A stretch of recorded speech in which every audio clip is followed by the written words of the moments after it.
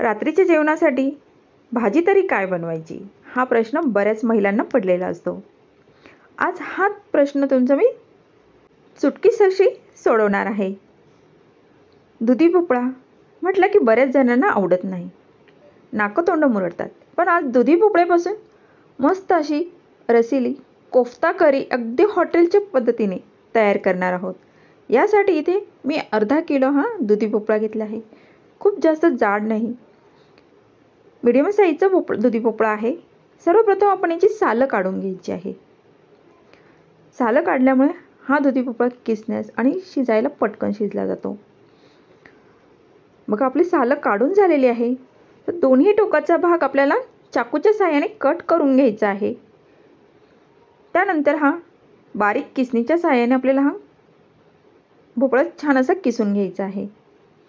येथे तुम्ही जाड किसणीचाही वापर करू शकता, पण इथे छोट्या किसणीने किसला तर दुधी भोपळा छान असा बारीक किस आपल्याला तयार मिळेल. याच पद्धतीने आपण सर्व किस तयार करून घेणार आहोत. बघा इथे आपले दुधी भोपळा पूर्ण किसून झालेला आहे. दुधी भोपळा शरीरासाठी आरोग्यदायी आहे. यामध्ये व्हिटॅमिन्स, मिनरल्स, प्रथिने, कार्बोहायड्रेट्स भरपूर प्रमाणात असतात, जे शरीरासाठी अतिशय उपयुक्त आहे. बघा इथे आपला दुधी भोपळा पूर्ण किसून झाला आहे. आता तो दोन्ही हातावर व्यवस्थित घ्यायचा आहे आपल्याला किस, आणि हाताने दाबून त्यातला जो रस आहे तो पूर्ण काढून घ्यायचा आहे. म्हणजे त्यातला अतिरिक्त पाणीही काढून टाकायचं आहे. कारण यामध्ये जर पाण्याचा अंश राहिला तर आपले जे कोफ्ते आपण बनवणार आहोत ते छान असे त्यांना शेप येणार नाही, म्हणजे आकार व्यवस्थित येणार नाही. यासाठी आपल्याला हे व्यवस्थित दाबून काढून घ्यायचं आहे. तर तुम्ही हे कपड्यामध्ये देखील किस टाकून छान पिळून घेऊ शकता. बघा इथे आपण दुधी भोपळ्यातल्या किसमधलं सगळं पाणी काढून घेतलेलं आहे. दुसऱ्या भांड्यात घेतलं आहे आणि यामध्ये एक अर्धा चमचा ओवा हातावर क्रश करून टाकून घेतला आहे. 1 चमचाभर धना पावडर टाकून घेतलेली आहे. यामध्ये अर्धा चमचा हळद, 1 ते 1.5 चमचा लाल तिखट टाकून घेतलेलं आहे. येथे तिखट हे तुमच्या आवडीनुसार कमी जास्त टाकू शकता. आणि एक अर्धा चमचा इथे काळी मिरी पावडर टाकून घेतलेली आहे. आपण थोडीशी कोथिंबीर चॉप करून घेतलेली आहे. आता यामध्ये आपल्याला अद्रक लसूणची पेस्ट टाकायची आहे. तर मी इथे काय करणार की थोडंसं आपण एका फुलपात्रामध्ये थोडेसे लसूणच्या कांड्या घेतल्या, एक 8 ते 10 आणि अर्धा इंच आल्याचा तुकडा घेतलाय. छान असं कुटून घेतलेलं आपण. मग ताजा कुटून घेतला की त्याचा फ्लेवर छान असा येतो.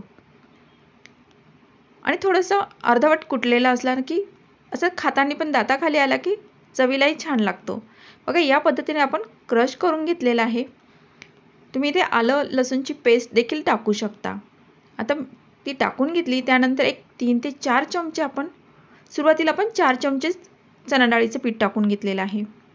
येथे जर आवश्यकता असेल तर तुम्ही 1-2 चमचे इथे वाढवू शकता. आणि चवीनुसार मीठ.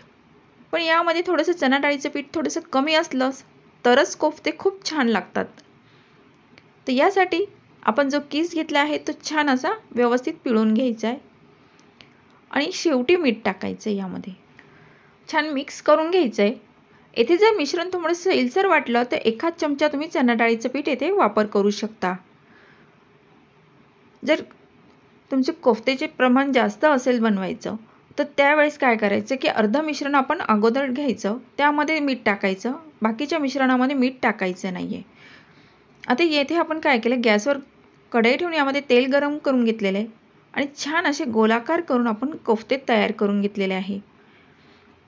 आणि ते कडकडीत तेलामध्ये टाकून घेतले. त्यानंतर गॅसची फ्लेम मीडियम केलेली आहे. मीडियम फ्लेमवर हे कोफ्ते छान असे गोल्डन रंग येईपर्यंत तळून घ्यायचे. अगदी सुरुवातीला आपल्याला इथे झारा किंवा चमचा लावायचा नाहीये कोफ्त्याला, कारण ते अगदी सॉफ्ट आहे तर तुटायची शक्यता असते. थोडेसे 1-2 मिनिटं झाले की त्यानंतरच आपण इथे चमच्याच्या सहाय्याने ते अलटी-पलटी करून घेणार आहोत. अगदी 2 ते 3 मिनिटांमध्ये छान असे कोफ्ते आपले गोल्डन रंग येईपर्यंत तळले जातात. अगदी वरतून कुरकुरीत आणि आतमध्ये सॉफ्ट असे हे कोफ्ते तयार होतात. बघा सगळ्या बाजूने आपण छान असे गोल्डन रंग येईपर्यंत तळून घेतलेले आहे. रंग देखील सुरेख आलेला आहे आपल्या कोफ्त्यांना. आता हे आपण ताटामध्ये काढून घेणार आहोत. तर याच पद्धतीने आपण दुसरी बॅच देखील तयार करून घ्यायची आहे आपल्याला. बघा आपण दुसरी बॅच देखील यामध्ये टाकून घेतलेली आहे. गॅसची फ्लेम मीडियम केलेली आहे नंतर, आणि मीडियम गॅसवरच आपण हे कोफ्ते छान असे तळून घेणार आहोत, म्हणजे ते आतपर्यंत छान व्यवस्थित असे तळले जातात. बघा इथे आपली दुसरी बॅच देखील छान अशी गोल्डन रंग येईपर्यंत कोफ्ते हे तळून झालेले आहेत. आता हे देखील आपण काढून घेणार आहोत. बघा आता तुम्ही इथे पाहू शकता आपले कोफ्ते अगदी छान आणि एकदम सॉफ्ट असे कोफ्ते आपले तयार झालेले आहे. आता याची ग्रेव्ही तयार करण्यासाठी येथे मी 5 ते 6 काजूचे तुकडे घेतलेले आहे आणि 7 ते 8 लसणाच्या पाकळ्या घेतल्या. सर्वप्रथम आपण मिक्सरला हे फिरून घेणार आहोत, कारण काही वेळेस आपण टोमॅटो किंवा कांदा त्यामध्ये टाकतो तर काजूचे तुकडे हे तसेच राहिले जातात. यासाठी सर्वप्रथम अगोदर हे आपण फिरून घेतले. त्यानंतर 3 मध्यम आकाराचे लालसर टोमॅटो घेतलेले आहे, बारीक कट करून घेतले. आता हे यामध्ये टाकून आपल्याला टोमॅटोची प्युरी तयार करून घ्यायची आहे. तर इथे बघा आपली टोमॅटोची प्युरी ही तयार झालेली आहे. आता गॅसवर कढई ठेवून घेतलेली आपण, ज्यामध्ये कोफ्ते तळले त्यातलं बाकीचं तेल काढून घेतलं. 3 चमचे तेल यामध्ये ठेवलेलं आहे. तेल छान गरम झालं की यामध्ये अर्धा चमचा जिरे टाकून घेतले. यामध्ये तुम्हाला हवं असलं तर तुम्ही तमालपत्र, 2-3 लवंगा किंवा काळी मिरी हे देखील टाकू शकता. आणि 2 मध्यम आकाराचे कांदे बारीक चॉप करून घेतले ते टाकून घेतले आणि 2 ते 3 लवंगा टाकून घेतलेले आहे.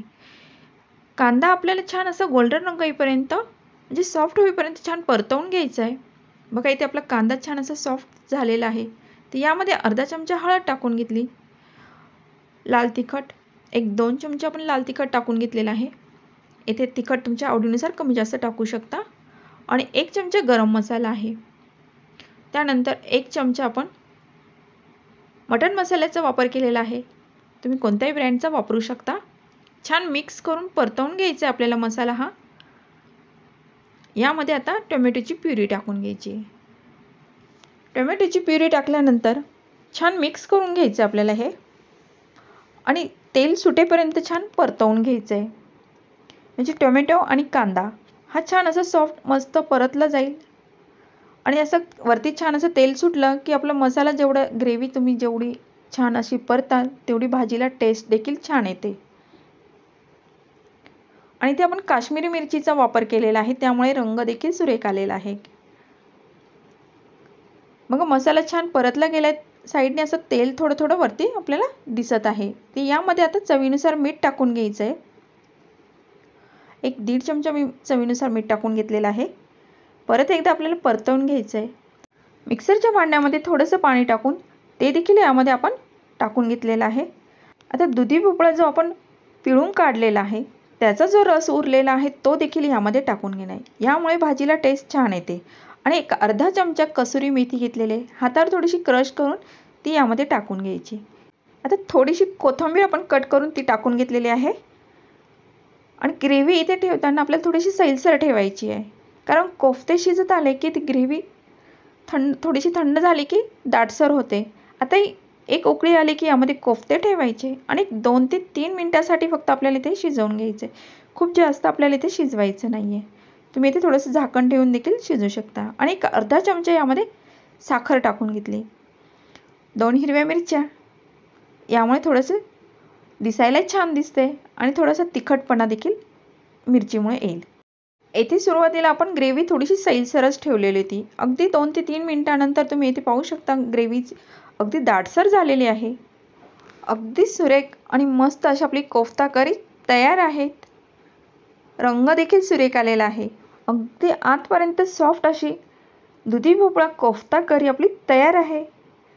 ही तुम्ही पोळी, पराठे किंवा भातात सोबत देखील खाऊ शकता. रेसिपी आवडली असेल तर लाईक, शेअर आणि सबस्क्राईब करायला मात्र विसरू नका. पुन्हा भेटू अशाच नवनवीन व पारंपरिक रेसिपी घेऊन. तोपर्यंत स्वस्त खा आणि मस्त राहा.